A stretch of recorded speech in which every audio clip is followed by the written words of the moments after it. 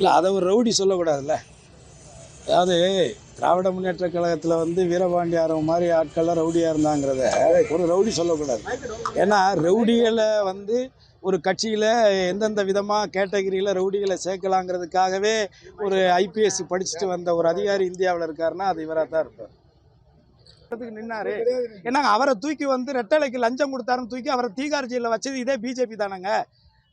இதே ஆர்கே நகரில் வந்து அவர் ஃபஸ்ட்டு தொப்பியில் நின்னார், தேர்தலை ரத்து பண்ணாங்க, மறுபடியும் தூக்கி ஜெயிலில் வச்சாங்க, மறுபடியும் அவர் வந்து குக்கர் சின்னத்தில் நின்று கடை சின்னத்தில் ஜெயிச்சார்.